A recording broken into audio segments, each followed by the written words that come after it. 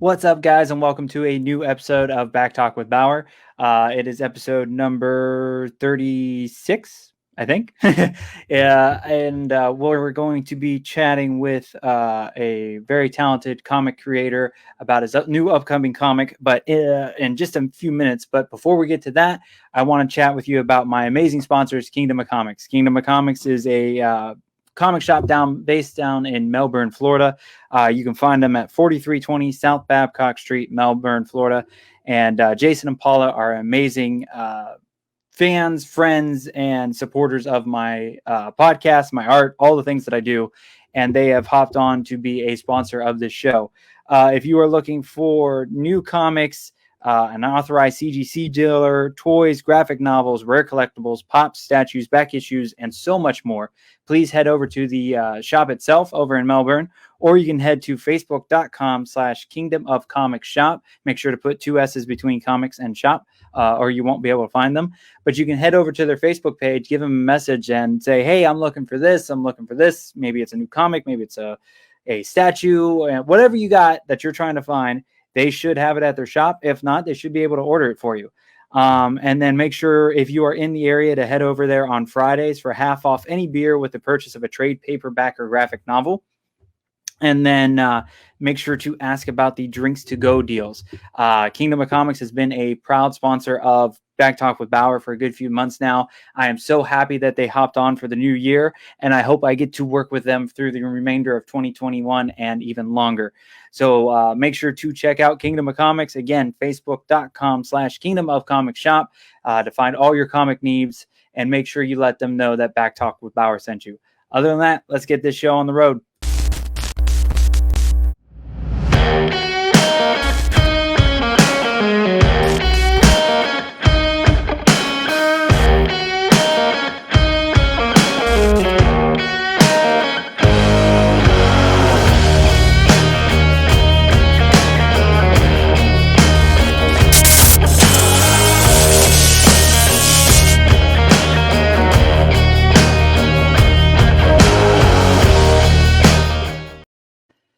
Yes, you know what time it is. It's actually a different time than normal, but it is Back Talk with Bauer. I am Josh, JBauerArt. I'm the host of this crazy thing I call a show, and it is episode number 36 of Back Talk with Bauer, and we're doing a special edition of this today. We'll get into that in just a minute, but just to let everybody know, if you need anything like the video you saw, if you need some graphic design work, if you are looking to order the special edition, limited edition print of my Mandalorian painting, or want to buy any of my artwork or any of that good stuff, head over to JBauerArt.com. You can find the threadless place to get shirts like this. You can find the online art shop. You can find all the different things that I have that I can do to create for you for marketing, graphic design, all that good stuff. Head over to JBauerArt.com, or shoot me a message on any social media, and I'll help you.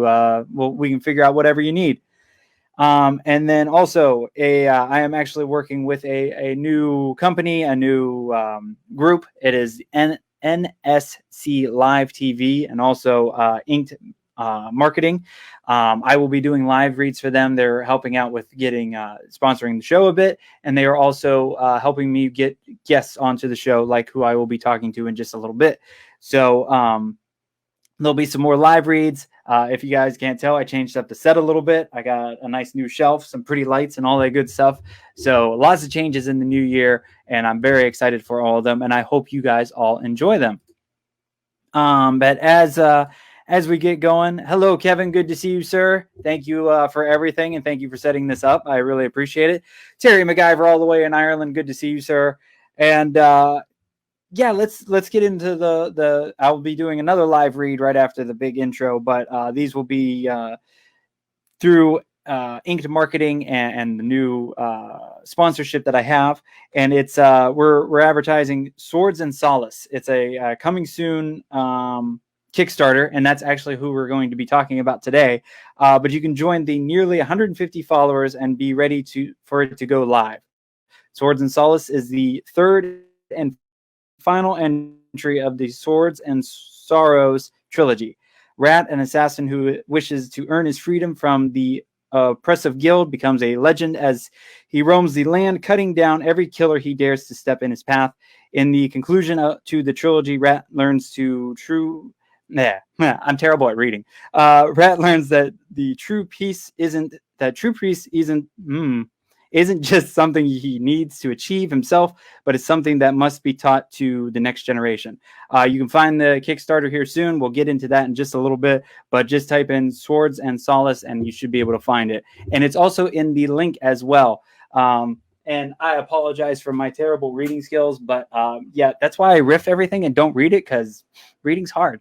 So other than that, let's get the guest today, the person that took his time out all the way from Alaska, Connor Bartel, the creator of Swords and Solace. Hello, sir. How are you?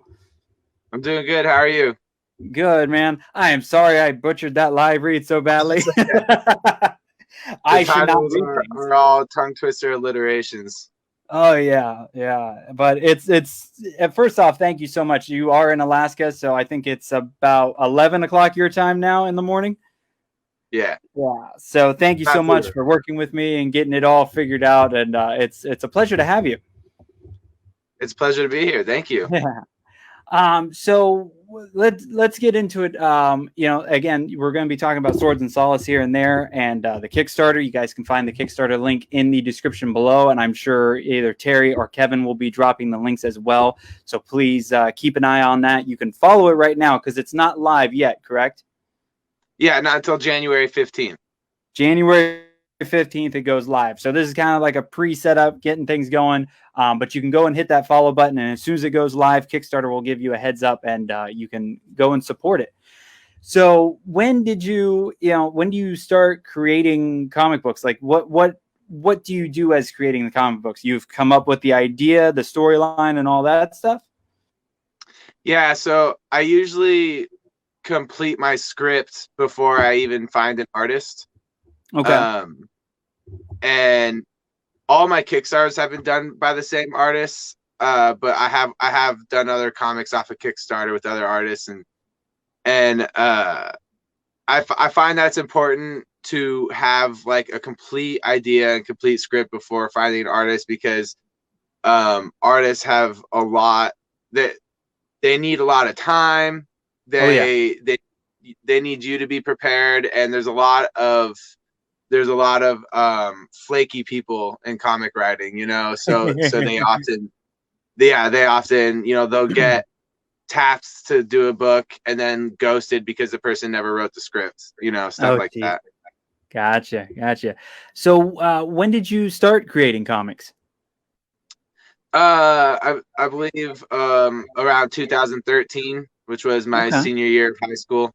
I started writing. I just like everyone else, I started by writing like an overly ambitious, like huge superhero epic, and we had like a few short stories made from that, and then I realized I needed to get better, and so I started going for more specific niche type stories, smaller in scale. Right. And so by 2016, I launched like my first like professional comic. Oh, that's awesome. So what were some of your, like, I'm figuring you're a comic book fan. What were some of your influences, like getting up into this and become, getting into the creating of comics? Well, a lot of books that I was reading that influenced the type of stories I write were let's see, I really like Brian K. Vaughan. I like Y the Last Man. I like The Walking Dead. I've been reading since like the 3rd issue when I was 8 years old. Oh wow. Yeah, and then let's see what else. I like ElfQuest a lot, and that's inspired me a lot.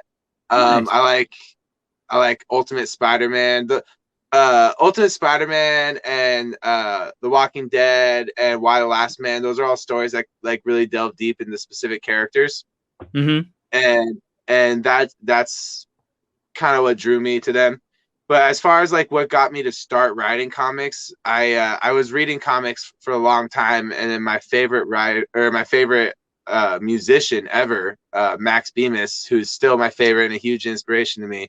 He in 2012, 2013, he released his first comic, and Max Bemis is very personal music, so I felt like I felt like, you know, I didn't see him as this like untouchable god. I definitely saw him as like a real person making art. So Right. when he started making comics, it kind of like clicked with me that like real people make these comics, and I could be making these comics too. And I always knew I wanted to be a storyteller of some sort, and I just didn't really know what medium was mine until around that time. Right. Yeah, I have like a slightly familiar thing. Like, I moved down to Florida and I started going to comic book conventions and talking to different artists around the area, because I messed with art here and there growing up and getting older and everything. And then I realized there was all these artists at the conventions, and I'm like, oh, you can just go and make stuff and sell it at these conventions and do that kind of thing. So it was kind of like that aha moment. It's like, oh yeah, you can actually go and do this and sell stuff and, you know, make a business out of it. So I definitely know how that like kind of realization moment happens. But it's kind of interesting to talk to you, because I believe you're a bit younger than me. So like you don't have a lot of the like, you have Spider-Man, but it's the newer version of Spider-Man. It's not like the stuff that I grew up with and everything like that. And even Walking Dead is a bit newer. I was reading Spider-Man a long time before Ultimate Spider-Man. That one clicks with me just because it kind of it's obviously it was kind of something for more of my generation, and so and it kind of delved deeper into like the teenage aspect of the character. So that's what clicked with me. But what started getting me on Spider-Man is my mom. I used to visit her and spend the whole summer with her in New York, and she throughout the year she would get these newspapers and then collect these reprints of the original Amazing Spider-Mans.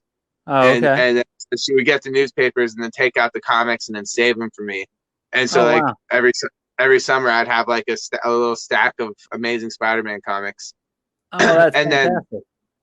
And then from there my stepdad took me to my first comic shop ever in New York City. It was this little. It was so cool. We were just walking down the street, and there's this big ass sign with like a bunch of shops that said different things, and all of a sudden there's a little sign in the middle of it that said comics.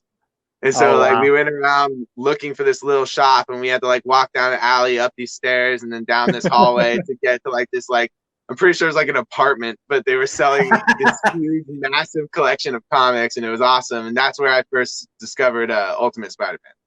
That's fantastic. That's really, there are some comic shops, but those are like the best ones. They're like these little odd ones that you find somewhere, but they have like the best collections. They're the coolest stuff.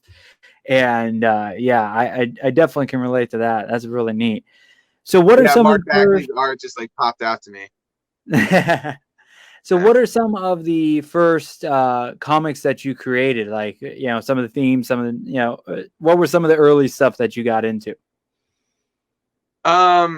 Well, like I said earlier, I started like a lot of people with, you know, making a superhero story. You know, that I never actually released, but we did make a short story from that, and and I had like a lot of the scripts written. I feel like a common theme that comic has in common with other comics I've made in the future is redemption, pretty much. That's always like a big theme. So someone a story being kicked off by their mistake and them trying to redeem themselves and fix that, or something they did before the story started. You know, and or the whole point of the story is because they wanted to redeem themselves, you know. And that theme, I think, is, I didn't even think about that till now, but that's something that a lot of them have in common. Okay, interesting.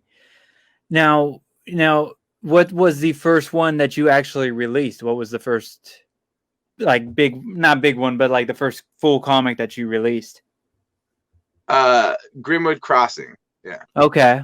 And what was that one about? That was a supernatural western about monster hunters in the Wild West. Oh wow, that's pretty cool. Yeah, I had a lot. That was with the same artist that we're doing this story with now. Oh, very And, cool. yeah, that was both of our first like professional releases, and you could tell like between issue 1 and 2 we improved like a lot. Oh yeah.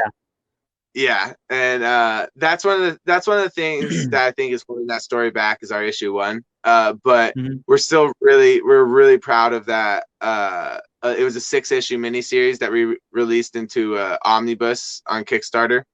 Okay. And really proud of that. It's about these Wild West lawmen that also in this world double as monster hunters because monsters are just part of an everyday challenge for the frontiersmen in this world, kind of like Okay. animals but worse.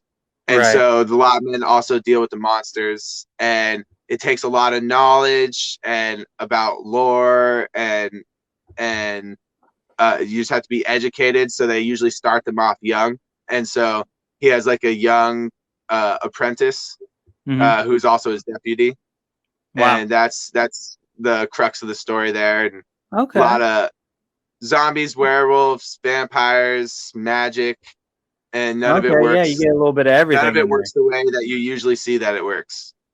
Oh, neat. That's awesome. Now, when you get, so I haven't really done much of comics. My art stuff is just painting on canvas and things of that nature. So I don't know like what all goes into creating a comic book, but I know a little bit about, when we talk like a script or something. I've seen movie scripts before. Is a comic book script kind of like a movie script, or does it have to be? Is there a bit different?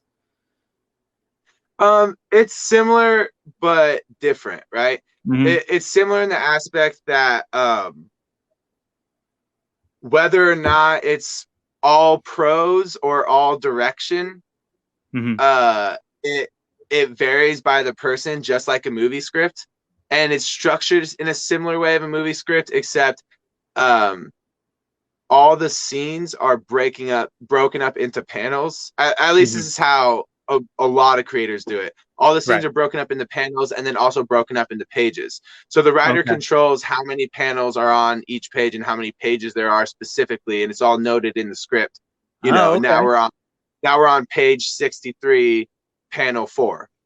Right. And each of that and it's all broken up into that, and we direct the artist. Now, based on how much direction also depends on the writer and the artist duo. Mm-hmm. So a lot of people make the mistake of they're the writer and they want full control, and so they want to say what angle the camera should be at in each panel and all that. And Okay. really, if you don't let an artist imprint his own creativity onto it, he's not going to Right. have fun. He probably won't finish it then. I know It's a how lot that of goes. labor. You have to let them own the story too, Right. and in the case with Adigan, the artist with this story and Grimwood Mm-hmm. Crossing, we've been working together for a while, and he has good input, and so scenes do change quite often because of him. Like, for instance, the first book was supposed to all take place indoors, and Okay. Adigan really didn't want to draw the same rooms over and over and over again in the panels. So he asked if, like, hey, I want to kick him through a window right at the beginning, and I want this whole thing to take place outdoors. And I was just like, Oh all wow. right, do it. And so Okay. then the book became like this like beautiful showcase of scenery. Wow. Now, does that go and change your story a lot, or he's just able to make that little scene work and your story stays the same? In that instance, the story stays the same. Okay. Swords and Sorrows, Swords and Silence, and then Swords and Solace is the trilogy, and they're all Okay. they're character studies of a single person in turmoil. Okay. And so they're much more simple stories than Grimwood Crossing, for instance. they're complex in their emotion and their themes, but they're simple in their plot.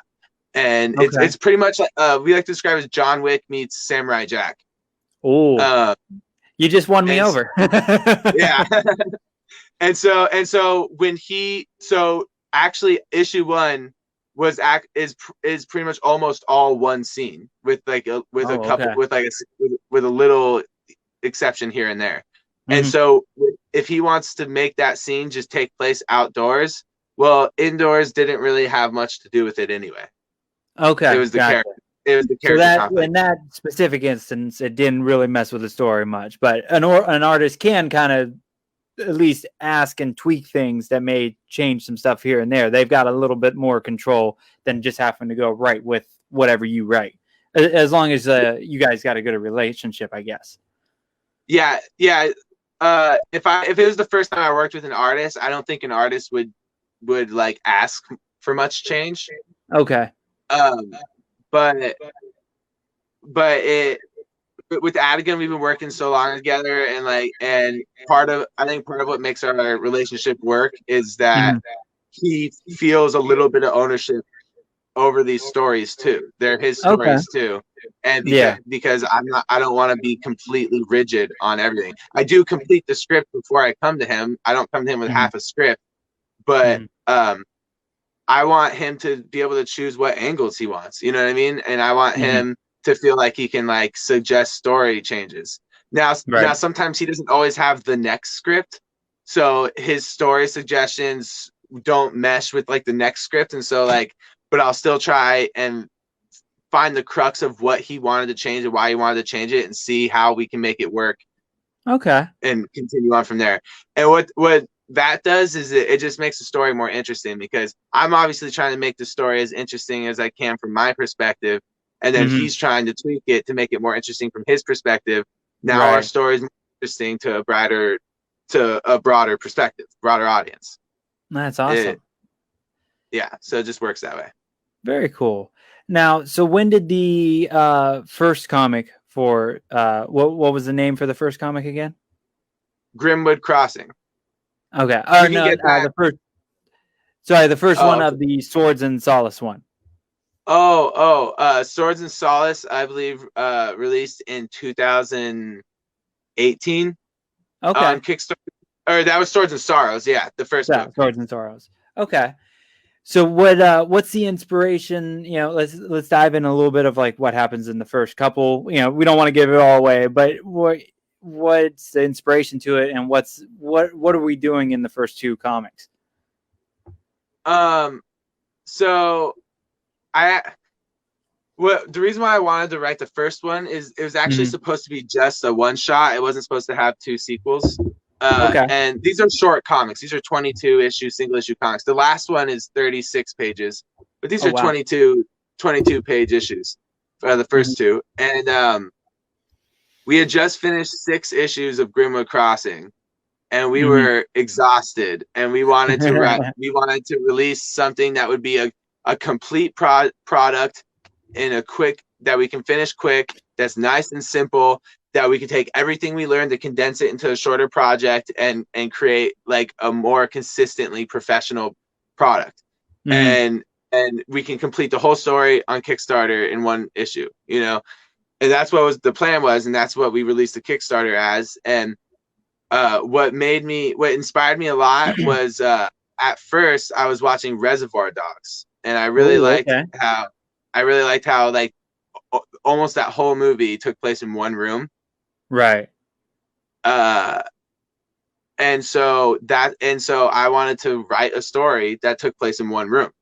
Okay. And that was still super interesting as a comic, because comics need to be visually interesting too. Reservoir Dogs wouldn't work as a comic because the artist would have to draw 6 pages of these guys in various angry faces yelling at each other. Right. Like, you need some sort of visual interest. For instance, there's this issue of Amazing Spider-Man written by Len Wein. Forgot which one it was, but Peter and Mary Jane were at a football game, and they were arguing while they were walking in the stands to the concession stand. They were walking through the seats in the concession stand, and they were Mm-hmm. arguing about something. And every time Mary Jane was winning the argument, their path was moved forward higher up in the stands to get around some stuff to keep going. And every time Peter would win, like their path would end up moving down the stands. Oh, that was written by neat. Len. Yeah, that was written by Len Wein, the creator of Wolverine. Okay. And so that's just a perfect example of like, you need, if you can't just have talking heads, you need to have something interesting on these panels visually. Mm-hmm. It doesn't have to be people kicking ass. That's my favorite way to do it, but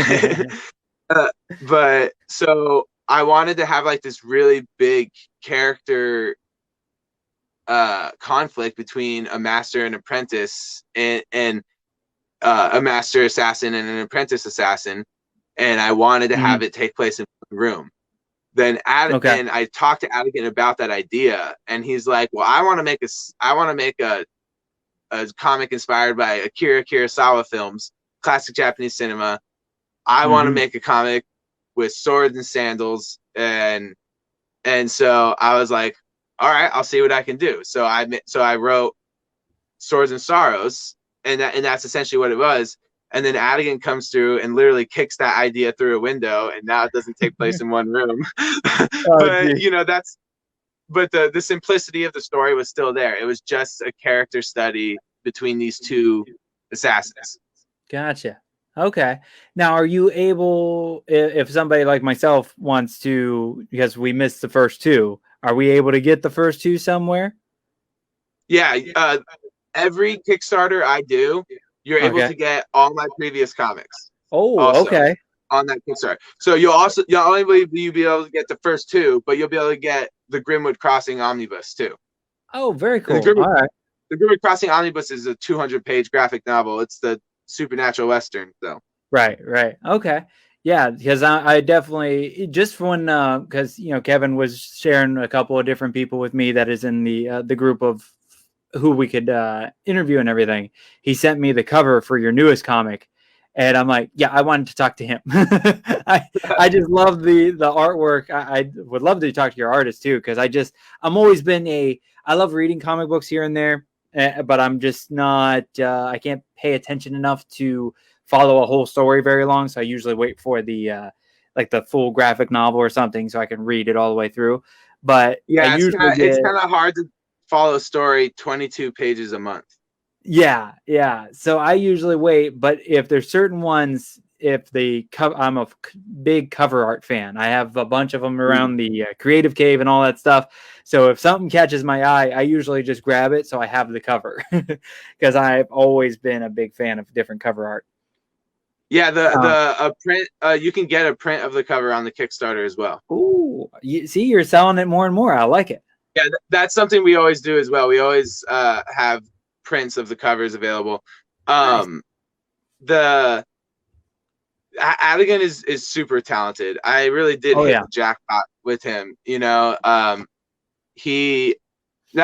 also snagged him up before you know, before he started doing this professionally too. So now that he's like a big time professional, I still got his ear. but he's super talented, and he's super hardworking. He's a true man of the art and a man of the industry. He lives and breathes comic book art, and it's what he does to eat, and it's what he does to breathe. Nice. He's a big inspiration. He makes absolutely drop dead beautiful comics, specifically black and white ones. Oh, very nice. Quick shout out to Willow Schuyler. Hello. Thank you for popping in, Willow. You can catch her on the HWWS WebTV network, just like this show, over at Willow's Pillow Talk. And then hello to Kyle Nunez and Terry McIver. Terry's all the way in Ireland, and he has a couple of questions. So let's do those. Let's see. Because it sounds like you've only worked with one artist, but how many artists have you worked with over the years?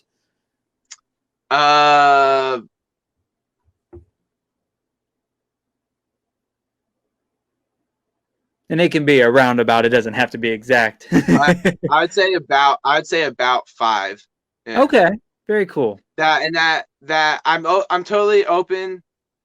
Listen, I'm totally open to doing a big story with another artist, and that's 6 because I'm working on another comic right now.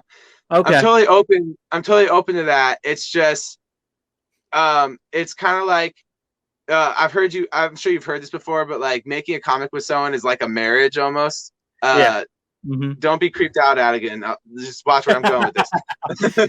But you guys are creating something together, and it's a long form contract, and it's hard to find someone as consistent and reliable and trustworthy as Adigan. Oh yeah. So for my 2 biggest stories, yeah, I went to him. Okay. It's most artists, they can finish a page in like a couple days, and if they're working a full-time week, that's maybe like 4 or 5 pages a week. And maybe they want a week off, maybe life hits them in the balls, and it's 200 pages. Grimwood Crossing is 200 pages. Like I can't get 150 pages in, and then this dude flakes on me.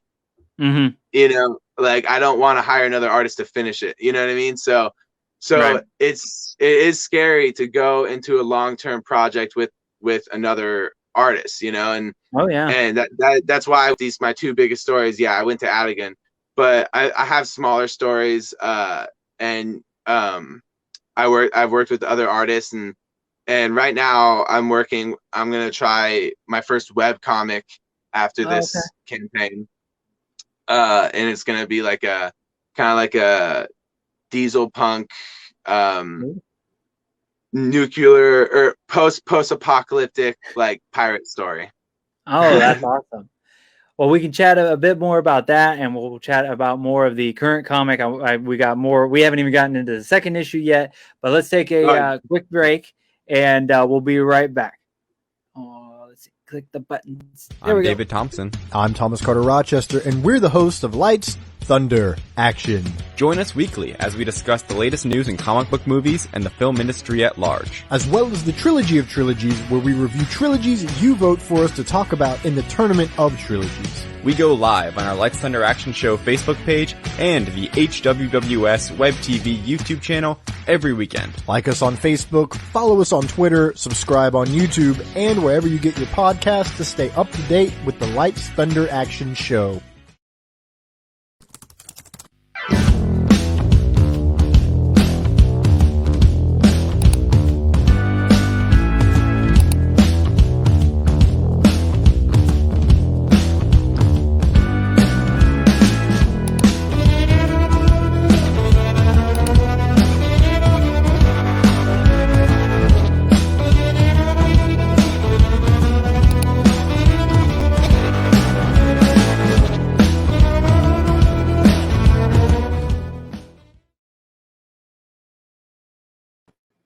There we go. It went black screen for a second. But yeah, so again, there's going to be a little bit of different changes of everything that we're doing, and kind of trying to make this a little bit more professional and actually, bring in some money into the podcast, so I don't have to pay for all the bills for it. But yeah, make sure to check out Lights, Thunder, Action, and a little self-promotion for myself: graphic design, video editing, paintings, t-shirt designs, or actual t-shirts. Head over to JBauerArt.com for all that amazing stuff. And I will eventually have one of my commercials with a voiceover. I just have to pay somebody to do it. So Connor, we get into, we talked about the first issue a bit. What gets into what happens in the second issue a little bit? Where does the story take place? Are we still, is it still just the 2 assassins, or are we getting into some more stuff? Well, the whole point of the first one was for the character to earn his freedom using these like preordained rules by his guild. And when he does that, and he's the first person to ever really achieve that. And so when he does that, he finds out that they make those rules so that no one can escape. and so they don't want to let him go. And so the second one is them hunting him down. Oh, okay. Very cool. Are we going like, is it the same influence, same kind of type of goal from the first one, or are you getting a little bit different influence into that second one? It's the same influence. The story themes are a little bit different. We start to explore the idea of legacy more, and the idea of if others really can force our hand, or is that just an excuse for our own behaviors? Mm-hmm. And that's kind of what we push further into the second one. As Akira Kurosawa influence is still there through and through. Adigan is a very big fanboy. Mm-hmm. And it's really I really like the second one. We also explore more of the outside world. In the first one, we just hinted at it. The second one, we kind of explore it more, and you start to discover, like, for instance, why these characters have the names that they have. All the characters have really like demeaning names, like Rat or Worm or Roach. Oh, okay. And then all of a sudden, you'll meet a character named Swan, and you wondered why he's named that. Okay. And then there's the character named Shadow, and it's all. Oh, they got all the cool names. I see how they are. You start to discover that what they're named is like an indication of the relationship they had with their master. Oh, gotcha. And so because and then the idea of having a master that gives you a name kind of like plays into like the idea that like assassins in these guilds are almost like slaves. And so we explore different themes. It's a simple story, but it's rich in context, if that makes sense. Right. Very cool. So when we get into Terry had another question, going back to the artist choosing a little bit. Now I know you chose the guy that you work with this time because you've already worked with him. How do you go about choosing an artist for maybe like a newer comic, like your web series that you're going to be, or web comic that you're going to try to do? Do you have like is it just a look you're going for? Do you take recommendations for people? How do you pick an artist? I like to make a short story with that artist and see how that goes. Okay. And like a first date. and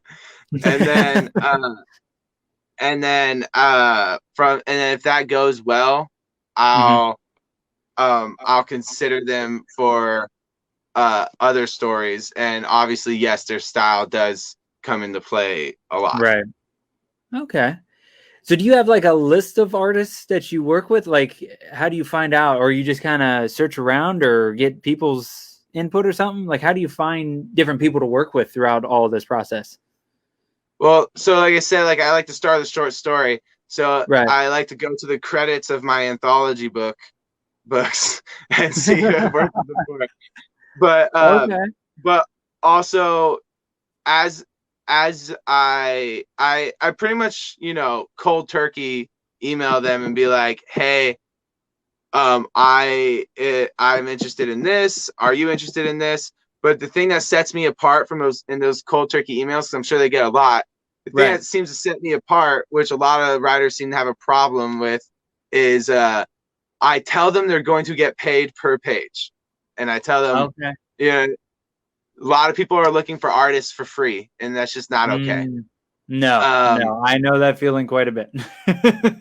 Like, don't get me wrong. Like, I love what I do, and I do, create these worlds, and I do write the scripts, but that's the easy part. The art is the hard part, and that's something like, that's why us writers have to step up in other ways. Like I'm also a graphic designer, so I try and I letter my own comics. Like I do all the sound effects and speech bubbles in my own comics. Oh, okay.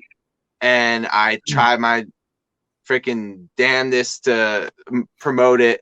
And I also pay for a lot of it out of pocket because, you know, Adigan is paying in labor, you know what I mean? Right. And he's doing his part, and I have to like match that, you know what I mean? Oh yeah. Now, because each one of these scripts took me a day to write, you know what I mean? Because it's oh really? because I plan, or like, because like I said, they're short scripts. 22 Right. page script, or a 22 page comic is about, in my experience, like a 22 page script. Mhm. I love writing, and I do it for part of my living, and I Mhm. have no problem busting out 22 pages in a day if I Right. have plan. And that's another thing, like I plan everything before I start scripting. Mhm. And, So, when you first started, to compare to like nowadays, are you having a little bit easier time getting an artist because you have so many successful comics behind you? You know, you got like yeah. almost like a yeah. So you're kind of showing them, this is what I've done before, this is how it's gone, and then you can even have them talk to your other artists because they can know that you actually pay them. So I'm figuring it's a little bit easier nowadays. So the idea that I have 6 Kickstarters with the same artist, like I think they because each series took multiple Kickstarters. Mm-hmm. So I have 6 Kickstarters with the same artist. Like obviously this dude's getting paid and coming back, you know what I mean? But obviously he's feeling fulfilled creatively too. Right. And so yes, there is a degree of it being easier, but really the big secret to getting an artist is paying them. Like it's Right. you'd be surprised at how much that sets you apart. You being an you yourself, you're an artist, not Mm-hmm. necessarily in the comic industry, so it might be Right. different for you. Right. But like artists, people are trying to get free art from you all the time, right? Oh yeah. So imagine like you're in an industry where you were the god that provides the dreams of some hack writer. Right. You know what I mean? Like they're gonna be like praying to you for free graphic novels. You get what Mm-hmm. I'm saying? Like it's disgusting. And you know, people need to be paid, and Mm-hmm. and you don't always have to pay for everything out of pocket. For instance, a way that a lot of people do is they pay for 5 pages out of pocket, use those 5 pages on a Kickstarter as a Mm. preview on a Kickstarter, and then use the Kickstarter to pay for the rest of the art. Our Gotcha. previous 5 Kickstarters, we had everything done before we went to Kickstarter because Adigan is a damn machine. and like that's actually why we went to Kickstarter. Like I was paying him page by page, and then he was like, oh well, here's another page, and I was like, oh, I can't afford to pay you yet. And he's like, it's okay, here's another one. And I'm like, okay, but I still can't afford to pay you. That's okay, dude, here's 3 more. And so he's so fast and so consistent, and he enjoyed working on it. I built up a debt, you know what I mean? So I had to go to Kickstarter to pay him. So we had to we used, for the past 5 Kickstarters, we've had all the art done in one before we went to Kickstarter. This Mm-hmm. time things are a little bit more complicated. COVID is complicating things. Mm-hmm. So this time we're going for a more traditional approach, which is finishing a good portion of the comic, showing that on Kickstarter, and then using the funds to finish it over the next few months. Okay, very cool. So And speaking I of feel more comfortable doing that because I've built 5 Kickstarters of trust in the past. right. So now we're getting into this third one. Where is the story going now? So without spoiling the second one, Oh, okay. our main character, whose name is Rat, I don't think I've told you that yet. Yeah. The main character's name is Rat, and he comes across a young assassin that also feels the pressure of the guild, and his name is Roach. And yeah, they don't have nice masters. No. And then from there you can realize that the guy named Swan probably had a great relationship with his master. Right.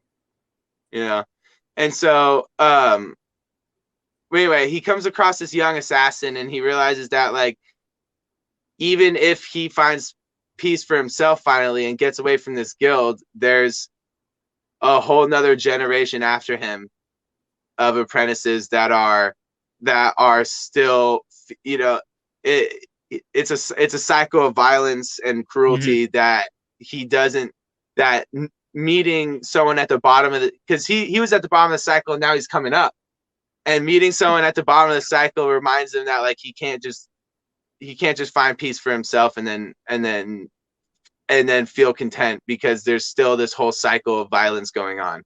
So the second one is about him dealing with that and trying to show the right path to this young assassin. Okay, interesting. Now, when we get into the Kickstarter, for those that don't know, Kickstarter is an amazing way for comic creators and a variety of different creators to get the funds that they need to actually create what they're trying to create, because things cost money. But one of the cool things about Kickstarter is if you back it in certain ways, there's always different tiers of different things that you can get. And the more money you give, the more stuff you get. So what are some of the, like, I know there's quite a few like smaller tiers, and I mean, we could go with like the smallest tier, and then I always love just seeing what the big ones are and what you get. So what do you get if, like, what's the smallest way they can contribute and get some stuff? So first of all, you can always donate $1, and that gets your name in the back of the book. Okay. But also, all of the comics are available digitally. Okay. So you can pay a significantly cheaper price to get a PDF of that comic, and then you can share that PDF for free with your friends. It's not protected in any way. Okay. So you pay $5 so all your friends can read this comic. Nice. Copy and paste it to all their stuff. I don't give a crap. Put it on Pirate Bay. I've already seen that before. And then I don't condone piracy. No, we do not condone that on this show. For the record. And then from there you can get the standard physical editions of the comic. Then there's the more each comic has a sketchbook edition, which comes with a bunch of extra sketches in the back, like concept art, book or art from Adigan's sketchbook, also the penciled versions of each page, and then also the script. So you can pay a little bit more money to get the sketchbook editions. Then there's things like with the comic you can get an art print bundle, which is 3 art prints that are 11 by 17, pretty big. And then you can get the Ultimate Fan Bundle, which will net you Grimwood Crossing or like all the comics, including Grimwood Crossing. And then you can get a custom illustration commission from Adigan for a big prize there. And last comic or last Kickstarter we did this. We can't do it this Kickstarter, but last time we had you can pay $500 and you can have your face be the face of a pretty significant character in this book. Oh, okay. So one of our characters is actually a executive producer. Oh, wow. Because he paid $500, and so he's got his name in the credits. Damn. And that's I'm not going to say how many pages that pays for that, but that's a decent chunk of the comic. Oh yeah. Oh yeah. And this guy has been a backer before. Very cool. For a smaller amount. So it's like I have no problem putting him executive producer. He's helped a lot. and his face is gonna he does get to pop up in the very last panel of issue 2, but he's gonna be a significant character in issue 3. Wow, okay. That is fantastic. Yeah, I definitely like that idea. I think that I would put that in almost every comic that you could, because there's got to be somebody that is, I don't want to say what's the word, into themselves as much that they would love to see, but I think anybody, you don't have to be narcissistic or anything. Anybody that's a comic book fan would get a kick out of being in a comic book.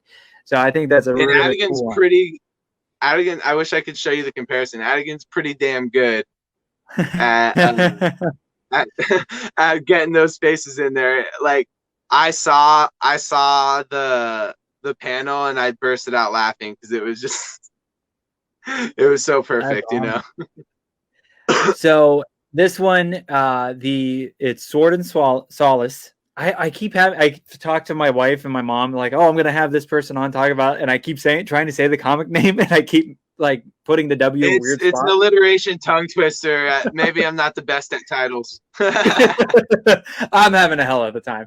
But Sword and Solace is the upcoming Swords and Kickstarter. Solace. Yes, it's coming up. It will start January 15th. How long will the Kickstarter go? Until I believe February 16th, February 15th. Okay. So about a month. 31 days. Yeah. 31 days. And I will make sure to post it and let everybody know that it's up once it's up and going.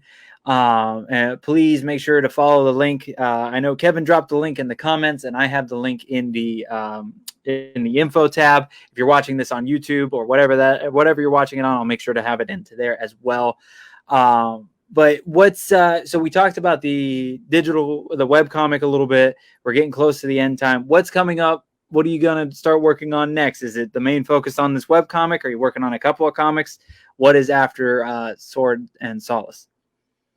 Well, after Swords and Solace, I'm going to do another Kickstarter with the series to collect it all into one big trade paperback. Oh, okay. And that's going to have extras, and what those extras are is kind of a secret. So right now we're still working it out. Last time when we collected a whole series into trade paperback, we put a pretty much whole extra issue in the back. Oh wow! Of like a mini sequel that cool. Takes the story, and it's super integral to the story. It takes the story to new heights, you know. And it also provides a nice like conclusion, so you know what happens in the future. And so we're hoping to do something a lot of that caliber in the next one. But also, I'm working on a webcomic right now called Green Waters about a world that was hundreds of years ago ravaged by like a nuclear war, and now an oppressive government has taken control over this like large group of islands called the archipelago.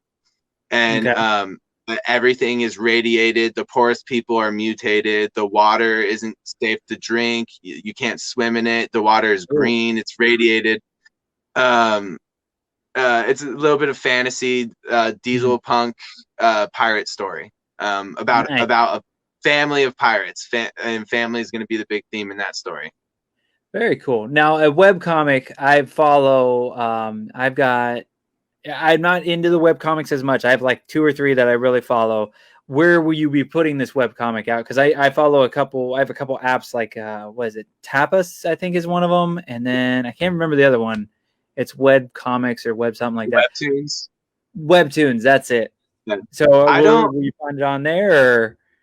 I don't want to put my comic on Tapas or Webtoons because they have a very specific format. And also there's a different standard on those comics.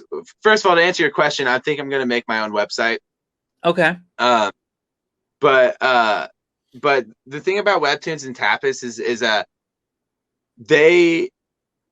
their traditional comics are economical in the sense that like we're trying to use as little amount of panels and pages as possible because we have to pay for each page, but the panels are highly detailed. And that is the type of comic I like to make. Now Tapas and Webtoons are more quick and simple type of art, but they have a lot more panels to tell every little story. And so they'll, like, for instance, a 22-page comic will probably have about 100 panels in it, right? Well, like that's like one that and in comics, you know, 22 pages at most comes out once a month. At most. Right. You know what I mean? A lot, but like in indie comics, it's a lot more. And so, but 100 panels is like a 1 week type of entry into a Webtoons. Gotcha. Because the the panels are easier and simpler. No, and nothing against them. It's just a different type of thing. It's kind of like different style. It's kind of like man, I don't quite. It's kind of like you know, those like big classic hand-drawn Disney cartoons versus Adventure Time. Right. Versus Adventure Time. And I freaking love Adventure Time. Yeah. But very different. I love Adventure Time. So to me, it's not bad. Yeah. Yeah. Yeah, there's different styles. So I want to go like more traditional 1 page a week, 5 panels a week of detailed art type of comic. Cool, man. Well, I'm looking forward to seeing that. I'm looking forward to I will be doing my best to support the Kickstarter as well, because I definitely want to read this comic. I think Swords and Solace will be an awesome story to read, and the whole trilogy itself. So if everybody wants to keep up with you, to follow you and keep up on your whatever's coming next, where can they find you on all the social media stuff? You can find me at Connor_Bartel on Twitter and Instagram.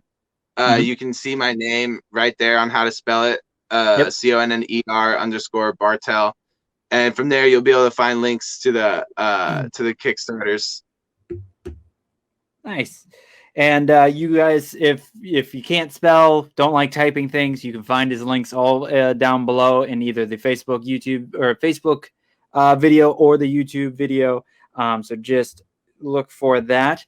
As always, don't launch till the 15th, but you can still follow the Kickstarter page right now, so you're notified when we launch. Yeah. If you hit the follow button, Kickstarter will let you know when they launch, so you don't forget, because I know the 15th feels like a whole year away from today. But yeah, please go and hit that follow button and support Connor and support indie creators, because they are keeping things going, and they do cool stories that you do not see in the mainstream stuff. So Connor, thank you so much for coming on. I greatly appreciate it, man, for taking time out of your Sunday to hop on and talk about all that you do and the Kickstarter and all that stuff. I am Josh of JBauerArt. This has been Back Talk with Bauer.